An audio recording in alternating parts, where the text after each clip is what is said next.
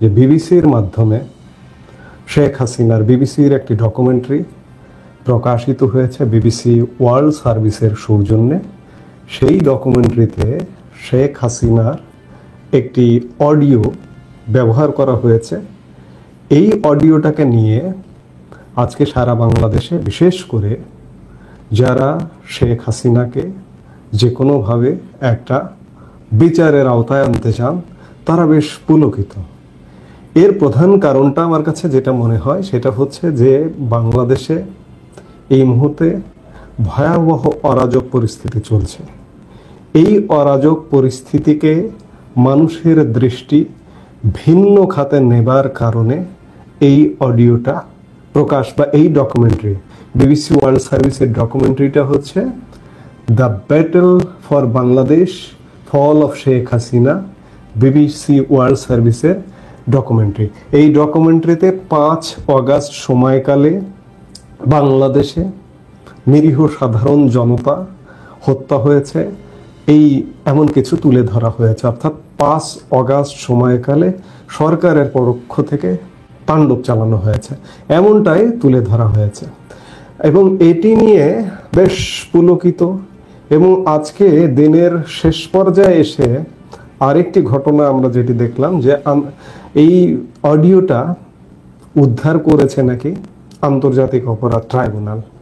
আন্তর্জাতিক অপরাধ ট্রাইব্যুনালের চিফ প্রসিকিউটরের আমরা বক্তব্য দেখলাম গণমাধ্যমে, তারা উদ্ধার করেছে এবং এটি বিবিসি ইউজ করেছে।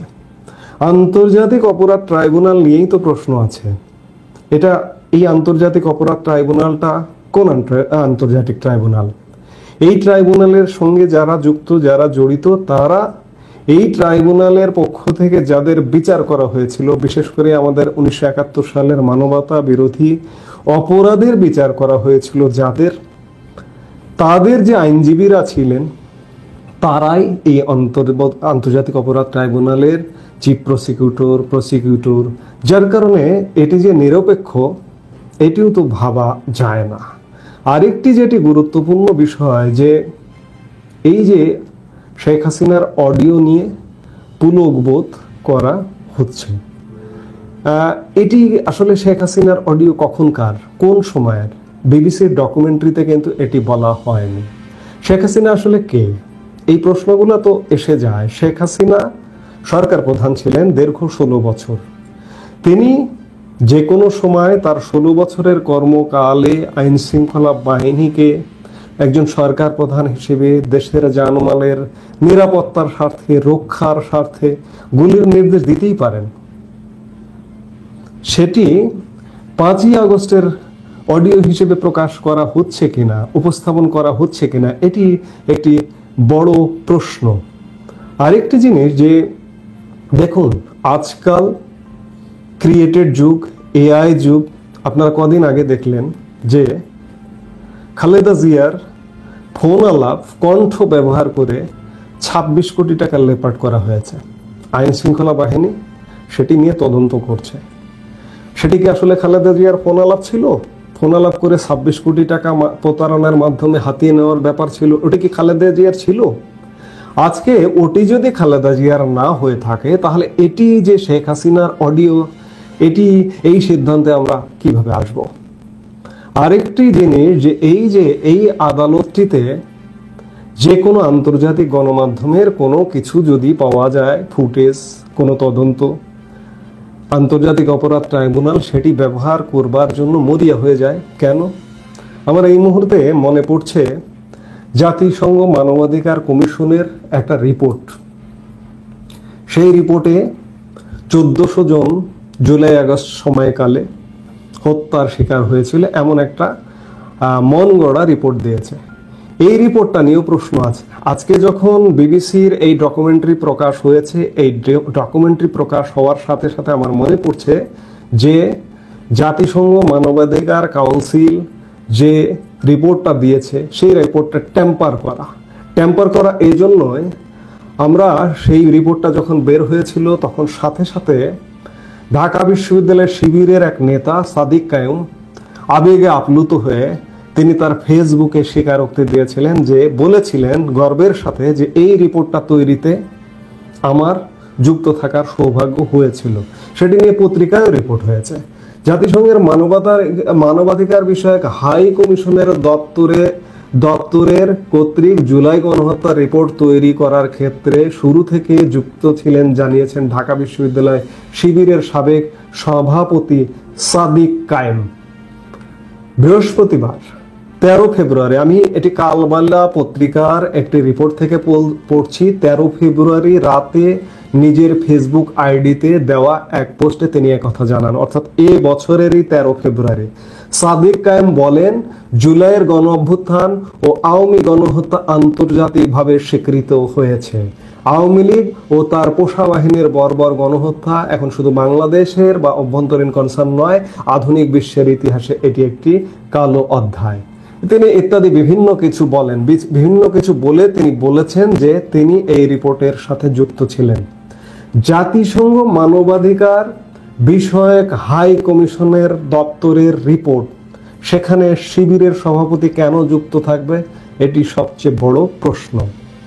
আজকে ঠিক একইভাবে সেই প্রশ্নটা এসে যায় যে এই রিপোর্টটি বা এই অডিওটি নাকি সংগ্রাহক আন্তর্জাতিক অপরাধ ট্রাইব্যুনালেরই তদন্ত কর্মকর্তা বা এমন কিছু। চিফ প্রসিকিউটর বলেছেন, আমরা গণমাধ্যমের সুবাদে জানলাম, গণমাধ্যমের সুবাদে দেখলাম। এটিও যে ঠিক এই রিপোর্টটির মতো, এটিও যে একটি ষড়যন্ত্রের অংশ নয়, এটি ক্রিয়েটেড কিংবা অন্য কোনো সময়ের প্রধানমন্ত্রী হিসেবে তিনি নির্দেশ দিতে পারেন। শেখ হাসিনা কে, এটি তো বারবার মাথায় রাখতে হবে। শেখ হাসিনা সরকার প্রধান, তাকে বাংলাদেশের জনগণের জান মালের নিরাপত্তার বিধান করবার জন্য সাংবিধানিকভাবে দায়িত্ব দেওয়া ছিল। সেই জায়গায় শেখ হাসিনা গুলির নির্দেশ দিতে পারেন। আরেকটি জিনিস, যে জুলাই সময়কালে বাংলাদেশে কারফিউ জারি হয়েছিল শেষ দিকে, জুলাই মাসের শেষ দিকে। তখন সিদ্ধান্ত ছিল কারফিউটা এমন যে শুট অ্যাট সাইট, দেখা মাত্র গুলির নির্দেশ। সেই শুট অ্যাট সাইট সিদ্ধান্তের ক্ষেত্রে কোনো কর্মকর্তাকে যদি শেখ হাসিনা বলে থাকেন যে গুলির নির্দেশ দিয়েছেনই, ধরে নিলাম যে গুলির নির্দেশ দিয়েছেন, তাহলে সেটি কি অপরাধ, সেটি কি অন্যায়? দেখুন, জুলাই আগস্টে যে হত্যাকাণ্ড হয়েছে, এই যে হত্যাকাণ্ডগুলো, যাদেরকে কবরস্থ করা হয়েছে, তাদেরকে লাশ উঠিয়ে একটাও কি পোস্টমর্টেম রিপোর্ট করা হয়েছে কিভাবে তারা মারা গেল? 24 অগাস্ট পরবর্তী সময়ে কোনো কোনো পক্ষ থেকে লাশগুলো কবর থেকে তুলিয়ে পোস্টমর্টেম করবারও প্রশ্ন উঠেছিল, দাবি উঠেছিল। কিন্তু সেই সময়ের সমন্বয়কদের কারো আমার এই মুহূর্তে মনে পড়ছে, সার্জিস আলম বলেছিলেন যে লাশ কবর থেকে তোলা হবে না, তুলে পোস্টমর্টেম করা হবে না। এমন ঘটনাও কিন্তু ঘটেছে বা হয়েছে। সেই জায়গা থেকে যেহেতু পোস্টমর্টেম হয়নি, শুধুমাত্র একটা রিপোর্ট, একটা অডিওতে আমি কি সিদ্ধান্তে আসতে পারি যে শেখ হাসিনাই গুলি নির্দেশ দিয়েছেন এবং পুলিশ গুলি করেছেন? আমি যেটি বলছিলাম যে পোস্টমর্টেম করা হয়নি, সেখানে যদি মানুষ মারাও যায়, যাত্রাবাড়ির ঘটনায় মূলত এই ডকুমেন্টারিটিতে তুলে ধরা হয়েছে। যাত্রাবাড়িতে যদি মানুষ মারা যেয়ে থাকে, তারা আসলে কার গুলিতে মারা গেছে, পুলিশের গুলিতে নাকি তৃতীয় কোনো পক্ষের গুলিতে, সেটিও তো ফাইন্ড আউট করার বিষয় আছে। সেটিও কিন্তু ফাইন্ড আউট করা হয়নি। আরও বিষয় এখানে জড়িত আছে। আজকে সেই সময়ের সরকারকে দোষারোপ করা হচ্ছে, সেই সময়ের সরকার প্রধানকে দাঁড় করানো হচ্ছে, সেই সময়ের সরকারে যারা ছিলেন তাদেরকে কাঠগড়ায় দাঁড় করানো হচ্ছে। এমনকি আইন শৃঙ্খলা রক্ষায় যে বাহিনী ছিল, পুলিশ বাহিনী, সেই পুলিশ বাহিনীকেও কাঠগড়ায় দাঁড় করানো হচ্ছে। যাত্রাবাড়ি থানার ওসি মামলার আসামি, কিন্তু যাত্রাবাড়ি থানায় পুলিশ কি হত্যা হয়নি এই সময় 5 আগস্ট সময়কালে? আমরা জানি না, আমরা বিভিন্ন মাধ্যম দিয়ে জানি না। সেই পুলিশ হত্যার কোনো খবর নেই, কোনো জায়গা নেই।